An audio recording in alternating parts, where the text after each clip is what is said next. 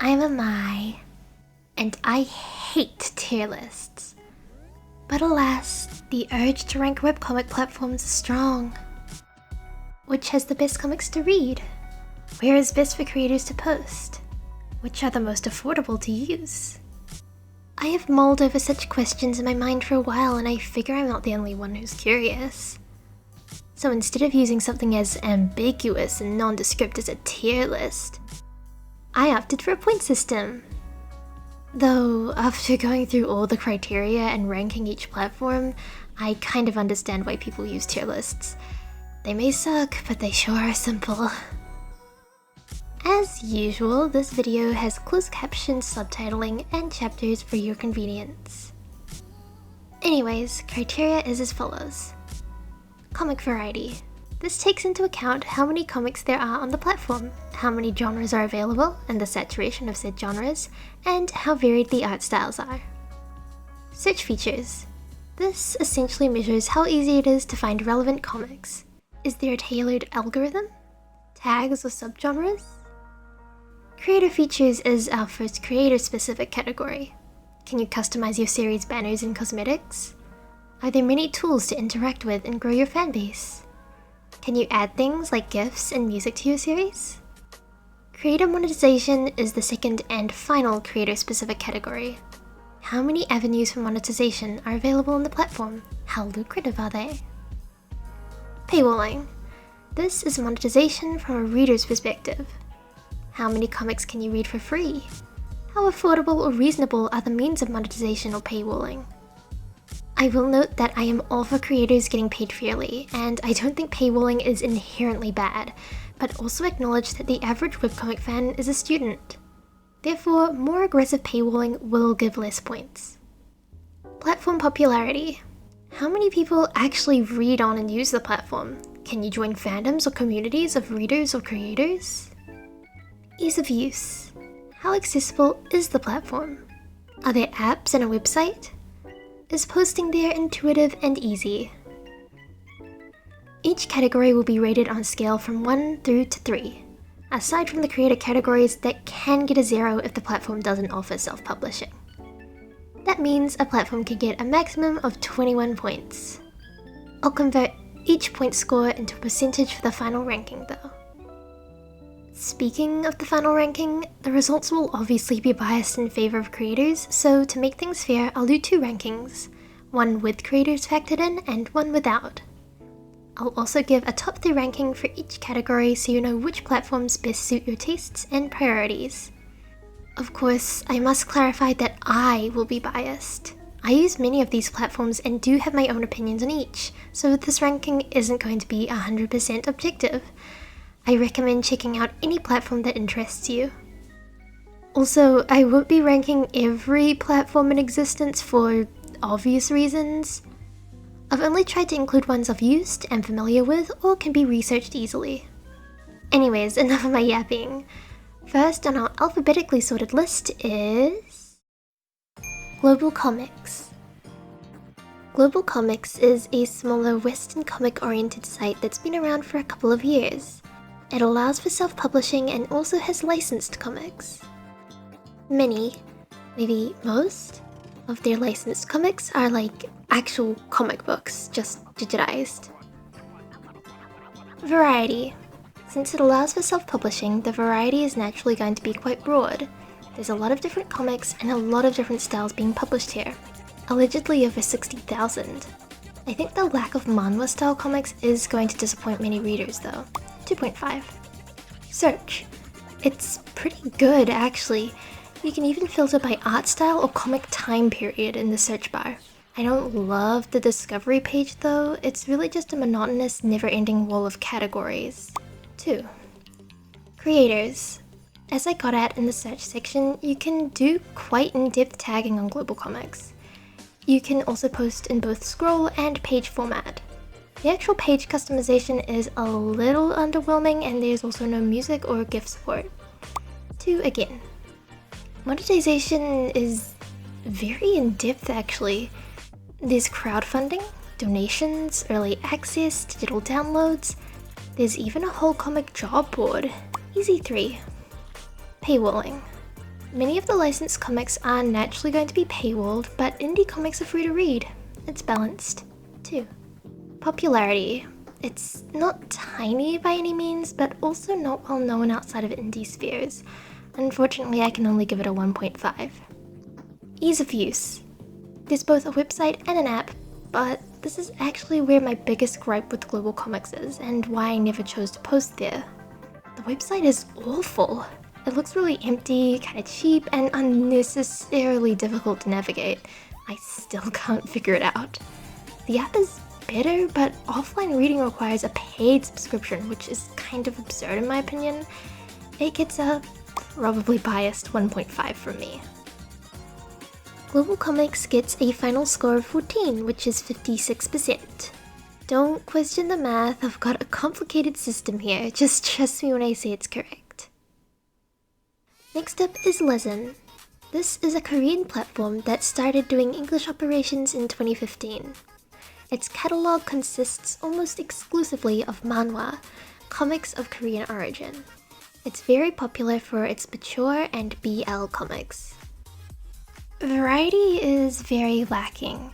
It's a very romance-heavy platform with all its comics being in a manhwa style. Its catalog also isn't very large in general. 1. Search. It has tags, a discovery page, daily schedule, etc. Its search capability supports a number of titles nicely, making it fairly easy to find comics. I have no gripes. 3. It gets zeros for creator features and creator monetization, as while it does accept submissions, self-publishing is not possible. Paywalling. This is probably where Lezhin drops the ball the most. It's egregious, with the vast majority of its catalog behind coin locks. When I checked, it only had 12 titles that allowed free reading via a wait until free system. 1. Popularity.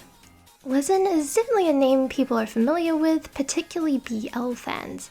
However, I feel like I don't see it talked about much, and though it's hard to tell, it doesn't really seem like many people are reading there. 1.5. Ease of use.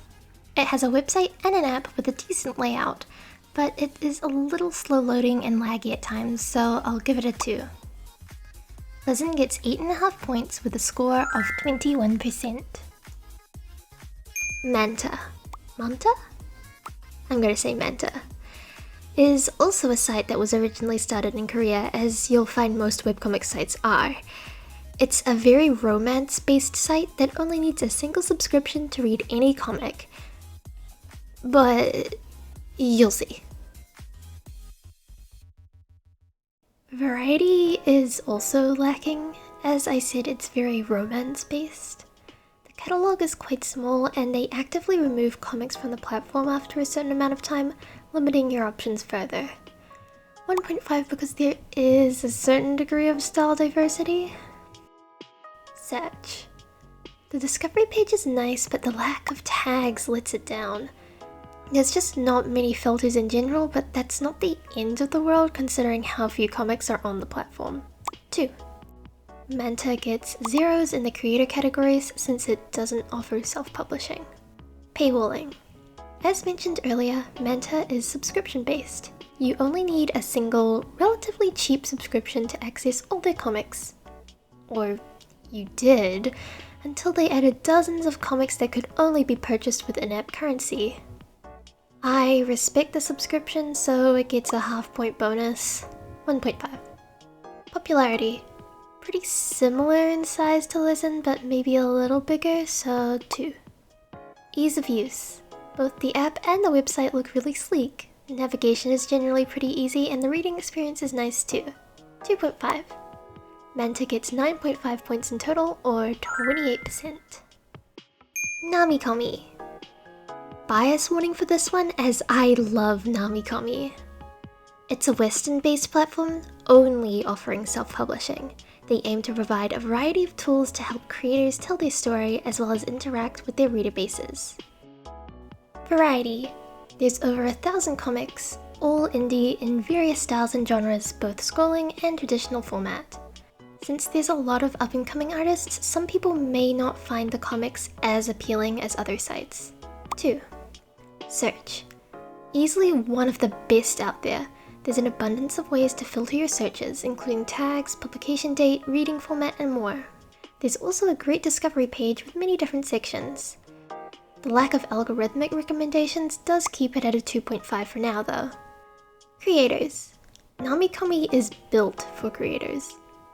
There's decent page customizability, gift support, a social media feed, and even emotes and stickers. NamiComi is still a developing platform, so there's also many features yet to come. 3. Monetization. There's going to be ad revenue, with there being creator rewards in its place at the moment. Plus, there's my favorite feature of NamiComi, a Patreon-like subscription feature where creators can set up tiers and lock content directly on the platform. 3. Paywalling. Aside from a few series where creators lock episodes behind subscription tiers, there's practically no paywalling on the site. 3. Popularity. The site is growing at a healthy pace, but it is undeniably very small, with its most popular comics only having a couple thousand followers at most. 1. Ease of use. Navigation is fairly easy, though I do hear some creators struggling to understand the upload process at first. The iOS app is also not yet available on stores. 2.5. NamiComi gets 17 points, a score of 75%. Pocket Comics. This is actually a site of Japanese origin, operating in Japan as Comico. It works pretty similarly to Lezhin and Manta, but with Japanese authors thrown into the mix. Variety. A pretty standard genre selection. As always, there's a lot of romance. Despite there being both Korean and Japanese authors on the site, the style diversity isn't necessarily that broad. 2. Search. It's underwhelming in terms of genres and tags, but it does have search terms. For example, if I search revenge, I'll get results for revenge comics. Very nice. 2. Nothing for our creator categories, so we move on to paywalling. Generally, you can read about 3 episodes for free before they go behind locks, with some of those being available for wait until free. Either way, the paywalling is quite high. 1. Popularity. Out of Lezhin, Manta, and Pocket Comics, this is the first site that actually has views that I could find, and some series actually have millions of views. But again, I don't hear it talked about that much, so 1.5. Ease of use. I actually find Pocket Comics quite nice to use, bar a couple of buttons with weird placement and a suboptimal search. 2.5. Pocket Comics gets 9 points, 25%. Next up, Tapas. Tapas, known years ago as Tapastic, is one of the biggest names in the webcomic space. Though it used to be the go-to for indie creators in the mid to late 2010s, significant changes to the site during the Big C boom has somewhat caused it to lose relevance for creators. Variety. This is one of the few platforms offering licensed manhwa and self-publishing, so the variety is pretty huge. It even has novels. There's a huge amount of copy-paste romance fantasy comics though. 2.5. Search. It's amazing! There's a full tagging system, plenty of genres, nice discovery sections that constantly rotate. It does its job and it does it well, especially for such a big platform. 3. Creators. The page customization is honestly very good, but file size limits make things frustrating. There's GIF support, but only if you can make the GIF small enough. Discovery has also become very difficult in recent years, but at least there's support for mature comics. 2. Monetization is not very good. Ad revenue isn't very lucrative, and ink, their in-app currency, is mostly used on licensed comics. The early access program is enough to justify it too though. Paywalling. It's pretty bad for licensed comics, with many series being completely paywalled. Most comics I see are wait until free. However, the self-published comics can be read mostly or entirely for free. 2. Popularity. Second only to Webtoon, enough said. 2.5. Ease of use. It's fine. The apps and website look good enough for my standards. Though I think navigation has gotten worse with recent updates, I'm not gonna be too stingy. 3. Tapas gets 17 points, which is 75%. Next, Tappytoon. Tappytoon follows suit similarly to Lezhin and Manta, being a Korean platform that offers translated series for the global market. It's been operating in English since 2016, and honestly feels very similar to Tapas if it didn't have self-publishing. Variety is actually really good for a platform not offering Western-made comics. It offers a decent amount of series not already seen on other platforms, including some really well-loved series. It also offers novels. Unfortunately, it is still skewed towards romance fantasy. 2. Search. Another really good platform for search and discovery. There's a proper tagging system, which is always a win in my book, though the actual genre variety could be better. 2.5. Nothing for creators or monetization, but paywalling is pretty bad. There is some wait until free series, but many series are fully locked past episode 3, which is a very unfortunate downfall for what is otherwise a really nice platform in my opinion. 1. Popularity. It's another platform not talked about that much, but as I said, it does offer some quite well-loved series. For GL fans, I Love Amy is one of the more popular series exclusive to the platform. 2. Ease of use. It's a really nice site and app that's easy and intuitive to use. There's HD reading and a separate mature section, so you'll likely have a nice reading experience with Tappytoon. 3. That's 10.5 points or 34%, the highest score out of the platforms that don't offer self-publishing. Webcomics. You thought I'd say Webtoon, huh? Webcomics is a platform I genuinely considered removing from this list. This is a platform offering self-publishing and manhwa of Chinese origin. Variety. Oh boy, yep, it's various, that's for sure. I can guarantee you will not see titles anything like this on any other platform. It gets a 2.5. Search. It's quite average, honestly. The genre variety is somewhat small, but it does have tags that you're only able to access at the bottom of the site. The Discover page is fine. 2. Creators. There's a separate section for creators called Originals, which is really confusing since that's usually what other sites call their licensed series, but whatever. Discovery seems limited since series are always in a separate section and page customization isn't very in-depth. 1.5. Monetization. So the site is interesting in how it handles monetization. It has tipping and ad revenue, but also these one-time bonuses if you upload a really long series to the site in 1 month. I imagine this is to incentivize more comics to be added, but it's interesting for sure.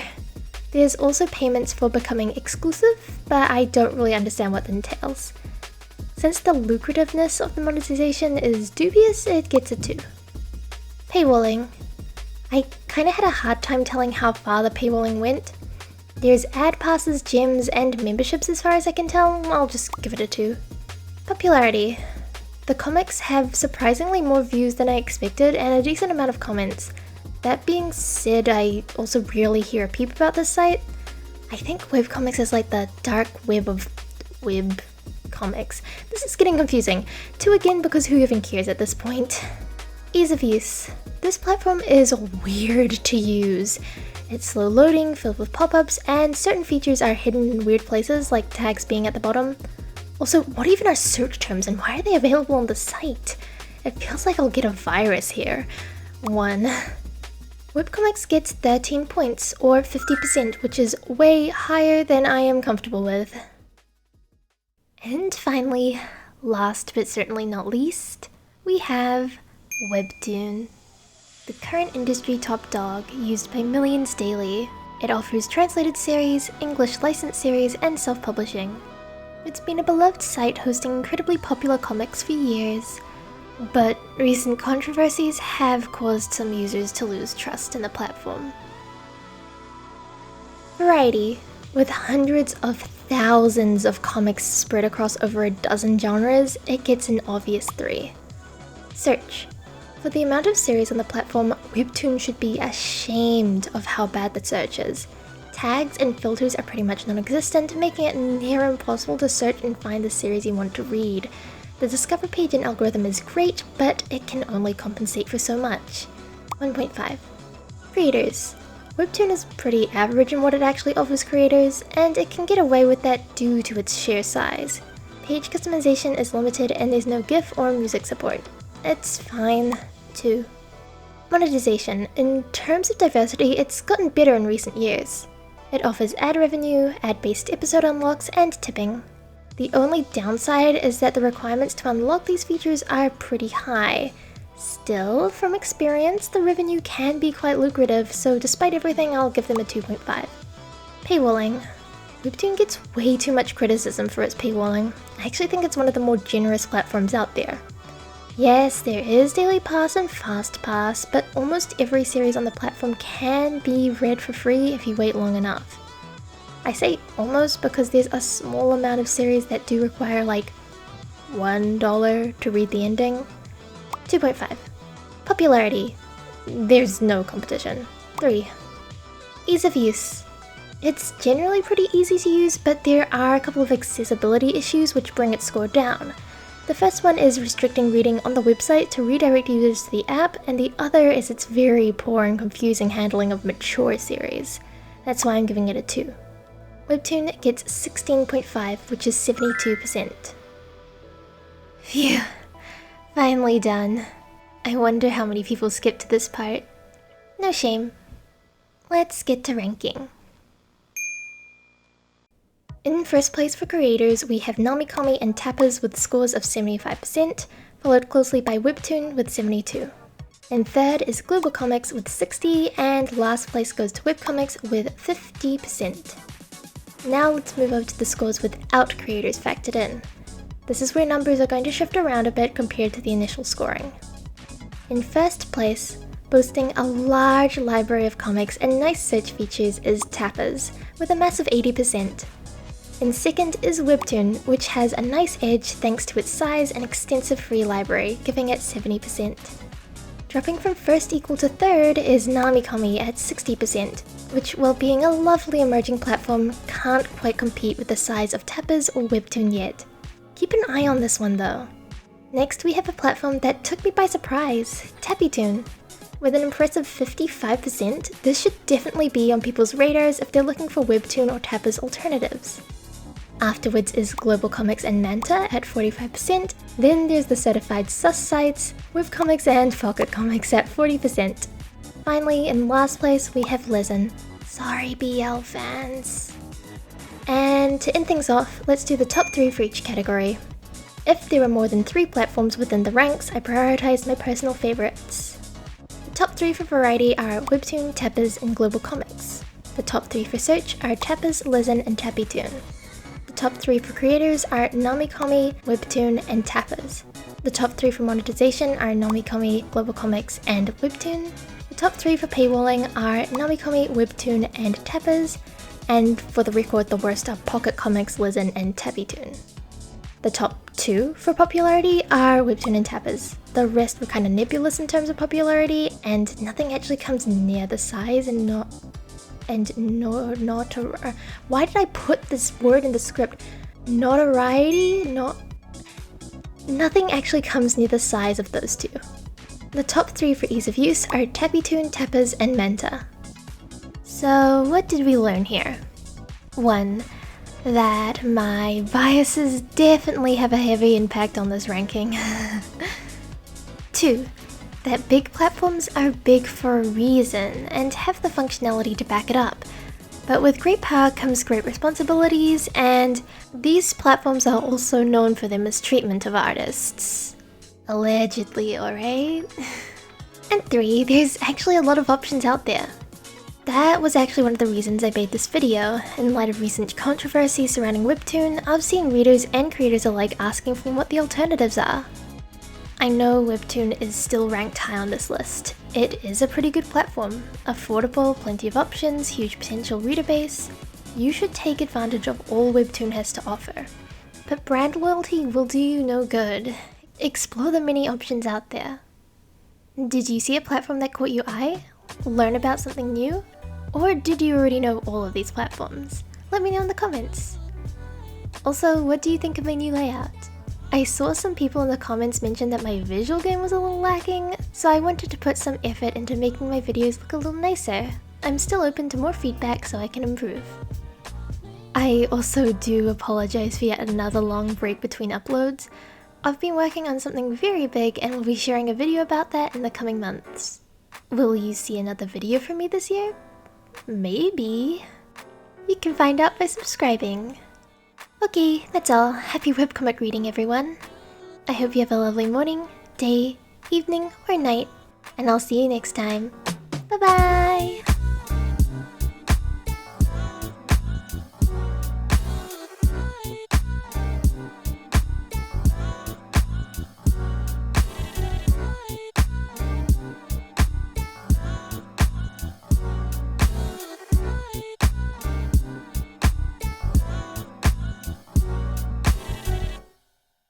First on our alphabetically sorted list is... nothing, because I'm gonna stop the recording now. Woo! Haha, you got pranked!